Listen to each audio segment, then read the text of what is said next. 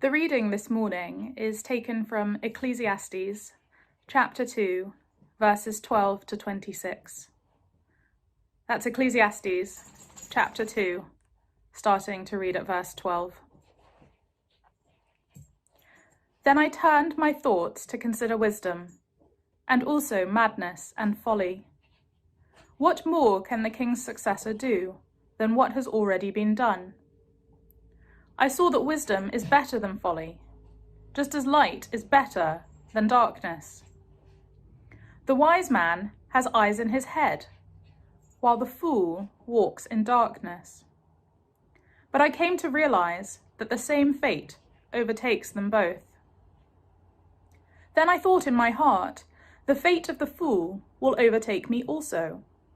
What then do I gain by being wise? I said in my heart, this too is meaningless. For the wise man, like the fool, will not be remembered. In days to come, both will be forgotten. Like the fool, the wise man too must die. So I hated life, because the work that is done under the sun was grievous to me. All of it is meaningless, a chasing after the wind. I hated all the things I had toiled for under the sun, because I must leave them to the one who comes after me. And yet who knows whether he will be a wise man or a fool? Yet he will have control over all the work into which I have poured my effort and skill under the sun. This too is meaningless. So my heart began to despair over all my toilsome labor under the sun. For a man may do his work with wisdom, knowledge, and skill, and then he must leave all he owns to someone who has not worked for it. This too is meaningless and a great misfortune. What does a man get for all the toil and anxious striving with which he labors under the sun? All his days, his work is pain and grief. Even at night, his mind does not rest. This too is meaningless. A man can do nothing better than to eat and drink and find satisfaction in his work. This too, I see, is from the hand of God. For without him, who can eat or find enjoyment? To the man who pleases him, God gives wisdom, knowledge, and happiness. But to the sinner, he gives the task of gathering and storing up wealth to hand it over to the one who pleases God. This too is meaningless, a chasing after the wind. Let me pray as we begin. Our great God and Father, thank you for your wisdom from outside of this world, wisdom that we have in the scriptures and how we need it to understand how to live in this wonderful and yet broken world. Teach us again, we pray. This morning we ask in Jesus' name. Amen. A little while back, pre-lockdown, I was sent an article. It's not my current common reading, but sent an article from Psychology Today magazine. And it was a very honest piece by a woman called Jen Kim. She wrote this. At this stage of my life, in my early 30s, I didn't expect to be on the hunt for a job again. I've spent the last decade hopping from job to job in the San Francisco Bay Area, each time optimistic that the latest company will be the one that I want to commit to, the one that will make me truly happy. But somewhere between my first hour on the job and third year there, I begin to suspect that ultimately it just won't work out. Well, I guess many of us have found what Jen Kim found, that while there's much that we enjoy about our jobs, they can never give a sense of completion or fulfillment. We have moments of triumph, elation even at work, but then, the next day, the next week, quarter rolls around, the next year rolls around, and it's just a familiar sort of pattern. Well, Jen Kim would have found a confidant in the teacher of Ecclesiastes, because he will tell us again today that all life is hevel, this lovely little Hebrew word, hevel, a breath. It gets translated in the NIV as meaningless, but that doesn't always make best sense of it. Fleeting, elusive, frustration, like a breath. Comes and it goes, and you can't pin it down. Life is like that. And we said in one sense that for the first half of the book, the simple formula that he's trying to press upon us is that the labours of this world, the toil of this life, well, when you add death to them, it renders them all pretty frustrating, fleeting. So the question over the whole book is chapter 1 and verse 3. What do people gain from all their labours at which they toil at under the sun? When you've walked on this earth, have you left footprints? Or have you left nothing? What is your legacy? 60, 70, 80, whatever, however many years it is, what have you given? What's left? What lasts? Well, last time he looked at the pursuit of wisdom. If I'm wise and bequeath great wisdom to the next generation, will that last? No, that won't give a sense of satisfaction or meaning. What about pleasure, he said? Just a pursuit of hedonism, seize the day, as it were. Will that give meaning to life? No. He says both of them are in this phrase which crops up recurrently in the first half of the book, chasing the wind. They're just chasing the wind. Chapter 2, verse 11 at the end of the section we looked at last time. Now he continues on his search. It's all really one story, a personal testimony from chapter 1 verse 12 to the end of our reading today, chapter 2 verse 26. We've cut it in half. But today he's going to focus upon work. Before then, wisdom. Again, he'll return to wisdom. But we're going to ask these two questions more briefly.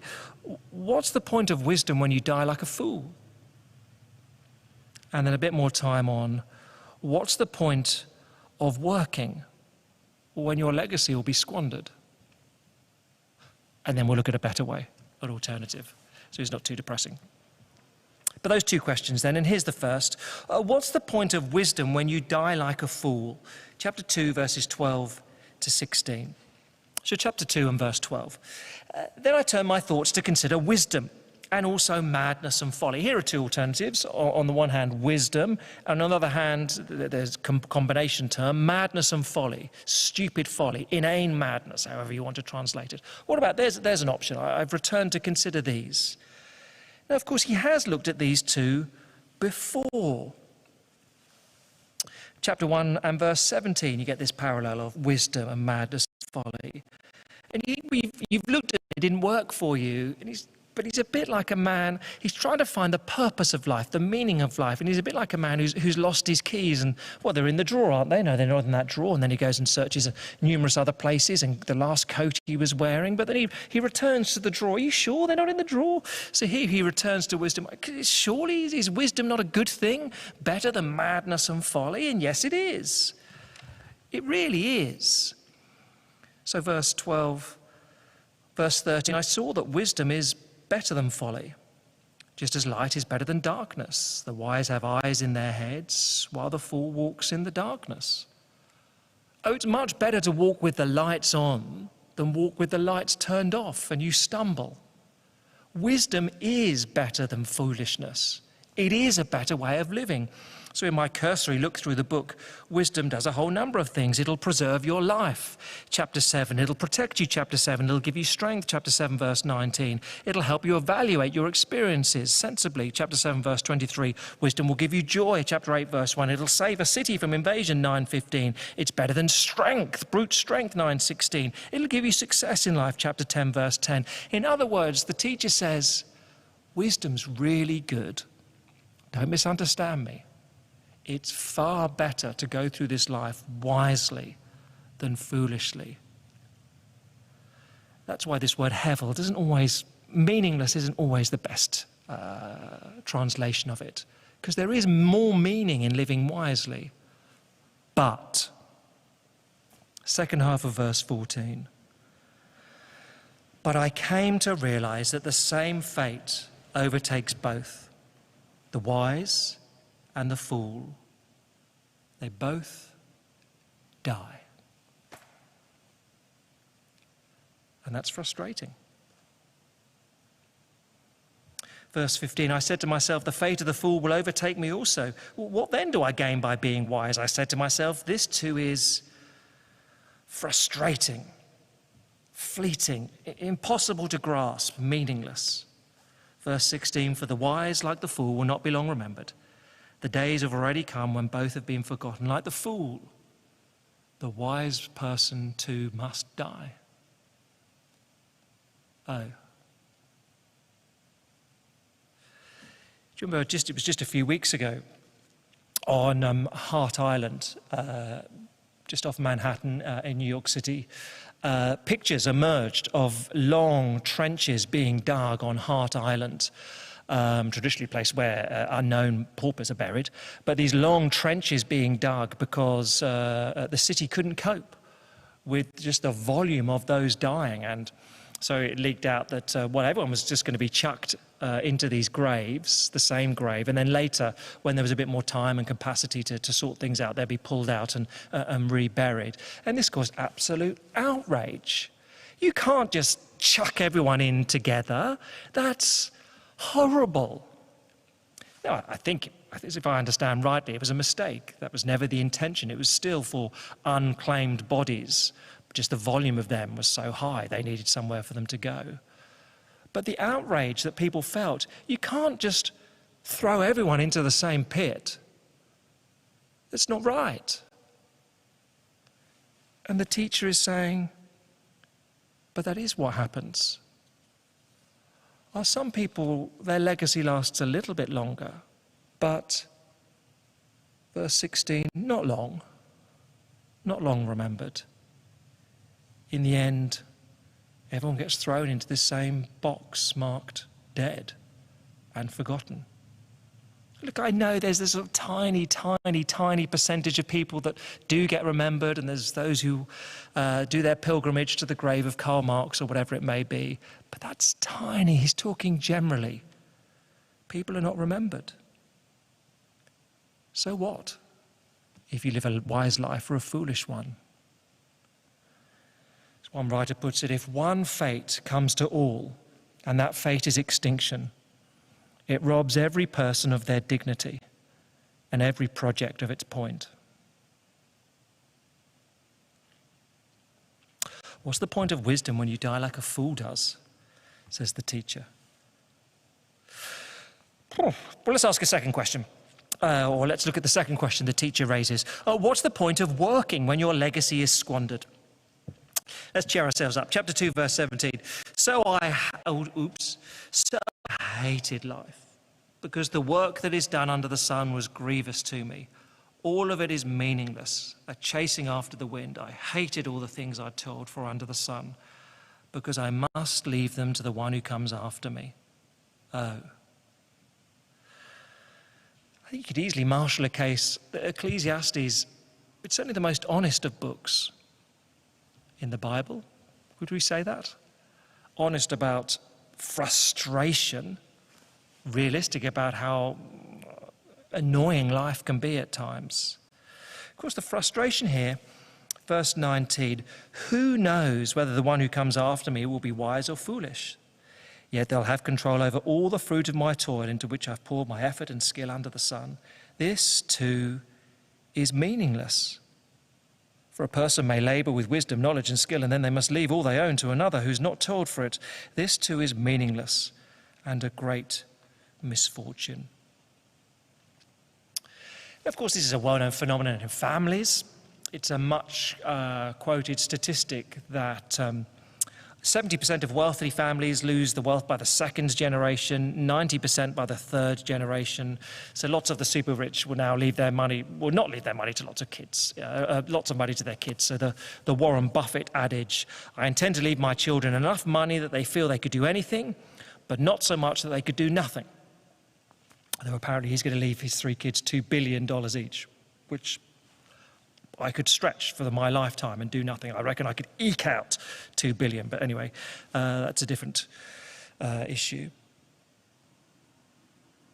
But you can't control what your kids do with money that you leave to them. And so, of course, some of the super rich now, they're saying, no, we give it all to charity. So, to his great credit, someone like Warren Buffett, along with many of the giving pledge, is giving 90% of his wealth away to charities. But even then, who knows if it'll be administered wisely? I mean, the Gates Foundation, what a phenomenon. What a great gift to humanity. But when its founders leave, who can guarantee that within a generation or two, it'll still be wisely administered? That the money will still be being spent on projects that they would have cared about? And that's what the teacher is saying, verse 19. Who knows whether a wise or foolish person will take control of everything I've worked for? It's not just who the money goes to that causes frustration. Verse 22 and 3. What do people get for all the toil and anxious striving for which they labour under the sun? All their days, their work is grief and pain. Even at night, their minds do not rest. This too is meaningless. What reward do you get for the long hours, the frustrations of work? Well, says the teacher, you may get pain. You may get sleepless nights, tossing and turning on your bed. And yet in the 21st century, how common this is. More and more people are like Jen Kim, who I quoted at the beginning, thinking that their work will satisfy them, that finding the right job is the one. But it's never true. There was a striking article in the Atlantic magazine a little while back. It revealed that is based on research in the States, but revealed that affluent, wealthy, university-educated are now working longer hours than ever. In fact, the shock in the report was, in the 1980s, the highest earning men, to be fair, the highest earning men in the year 1980 were working considerably fewer hours than those on middle and lower incomes. And in one sense, that's just true of the whole of history. The wealthiest have had some pleasure and had idle time, and they've gone hunting and whatever it may be, and others have worked harder. But now, really since 2005, it's been turning, and now it's the other way round. So the highest earners are working the longest hours. They do longer hours than middle, low earners. They have less leisure time. They're just always in the office. So the richest 10 earners have the longest working week in the US, and it's the same in the UK. Striking quote from the article. The best educated and highest earners who can have whatever they want have chosen the office for the same reason that Christians attend church on a Sunday. It's where they feel they're most themselves. I thought that was a striking quote. The best educated and highest earners, they can choose whatever they want. They've chosen the office. That's where they're going to invest their lives.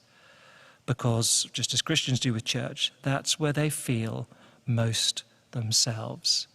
Work is the center of their identity. But of course, what happens if you fail? What happens if you're fired? What happens when you retire? What happens more prosaically, like Jen Kim? You just think, this job's not doing it for me. I need a better one. I haven't found the one. The teacher woke up one day and said, what am I working for? What's the point? All that I'm investing here, why? What do I gain?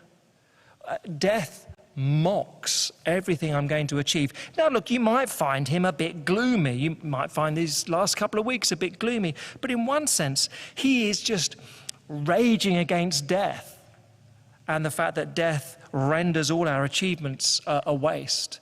And in one sense, he's just being honest there. You and I, we may not. We may simply normalize death. It seems to me there's a lot of that going on at the moment. It's a bit odd, isn't it, if you watch the news, what's the COVID death rate today? 140, it's quite good. It's not bad, is it? Things still going down. And sort of how many have died? These stats become bizarrely normalized. Here the teacher is saying, no, everyone's an individual. And what's their life been worth? What have they achieved? He rages against death. What's the point of working when your legacy is squandered? He says.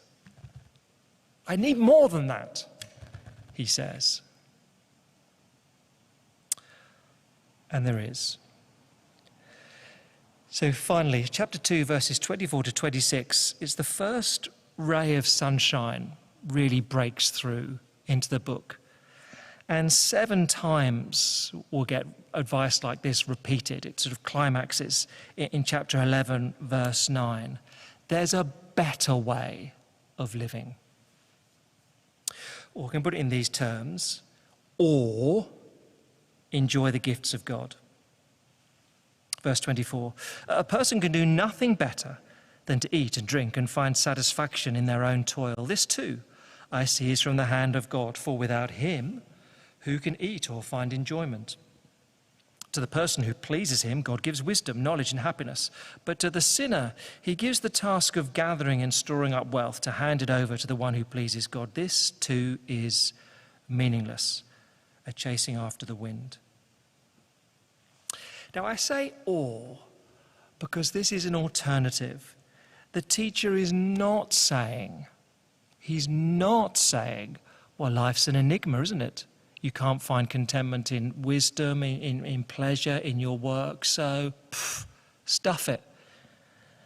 Nothing better to do than to eat and drink and have a good time. He's not saying that. He's already said in chapter 2, 1 to 11, that doesn't work. Now, here is an alternative vision for life in this world. God breaks in all of a sudden 3 times. God has been absent from the whole of chapter 2. God breaks in now. And what essentially you have here in these verses, chapter 2, 24 to 26, it's 2 ways to live. There are 2 ways you can choose to go. So do you see them? Verse 26, the sinner accumulates for themselves. To the sinner, God gives the task of gathering and storing up wealth for themselves. Okay, they'll hand it over to the one who pleases God. So on the one hand, you've got the sinner who accumulates for themselves, wisdom for themselves, pleasure for themselves, they work for themselves. On the other hand, you have the God-pleaser who finds satisfaction. The way it gets translated slightly hides the fact. 4 times in the Hebrew you get a little word. It's just the simplest way of translating it is good, actually. But verse 24, a person could do nothing better. Verse 24, satisfaction. Verse 25, pleases God. Verse 26, pleases God. It's the same word every time. Good is the basic translation. Or in other words, the one who pleases God is the one who is satisfied in him. That's the better way. The one who is satisfied with God pleases God. That's the better way. That's what the writer is saying. So sinners accumulate everything for themselves but lose it all. God pleasers, those who are satisfied with God, they please him. That's a far better way. That affects how we work dramatically. Let me try and explain it like this. In the midst of time, I've done various part-time jobs. Painter decorator was the way of earning money for a while. So particularly not long after university, which is before graduation, spent that summer doing a lot of painter decorating sort of stuff. And I vividly remember one house, decorating pretty much the whole house, just painting the whole house. It was for a peer in terms of age. He was a student, but he owned this house, very unusual. Parents had bought it for him, and he was idle, arrogant, unpleasant. So every day I'd go in and paint a room and paint a different room and then go back and second coat it, etc. He had emerged from his bed in a sloth-like state at some point and just mocked me. For he was wealthy, and I was his staff. I was his servant, as it were, employed. We'd done very similar courses, but anyway. I've got to be honest with you. Yeah, I painted the house, and it was a good bit of money, but it wasn't worth it because it was just so frustrating, just working for an unpleasant character. By contrast, roll on a couple of years, married, and where Kerry and I were going to church at the time, not this church, but they wanted to buy a new house for the curate, and we made a financial contribution to that. So they bought a new house, and then there was a working party to paint the whole house and get it ready for incoming curate. And so I went and spent a few days painting the house, and I loved it. I absolutely loved it. Why the difference? On one hand, I was doing a job, and it paid money, but it was so frustrating. On the other hand, I was invested. I cared. I was doing something for the church, and I was doing something for the Lord, and I knew it had significance. Same job. Paint up, paint down. Very, very different how I felt. Very, very different, actually, in their outcomes. See, work can be merely to accumulate for yourself. That is meaningless, fleeting, frustrating. Oh, I've left something for the kids. Who knows if they'll make good sense of it? Oh, I've given money to charity. Will it be administered wisely? Accumulating for yourself, meaningless. But work can be enjoyed as God's gift. Investing for Him, knowing that He assesses how we work, and we look forward to His reward. That's very different. Or as Jesus would put it, don't store up treasures on earth where moths can eat it and thieves can steal it. Store up treasure in heaven. Because as the teacher wants to impress upon us, in the end, death mocks all our achievements. Every world view to be credible has to come to terms with death. And here the teacher gives a hint that Jesus expands upon. That when you give your life in God's service, knowing Him, satisfied in Him, working for Him, it lasts. It lasts into eternity, which means all your work, all your labours have enormous meaning to them. Let me lead us in prayer.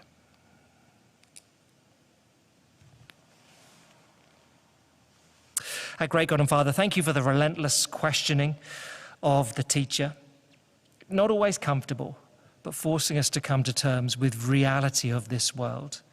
And so, Father, would we be those who don't accumulate for ourselves, but find satisfaction in you, and therefore please you by giving our lives in your service? And would we know that better way, which secures for us a reward in heaven and satisfaction, purpose in our labours here and now? We ask it in Jesus' name. Amen.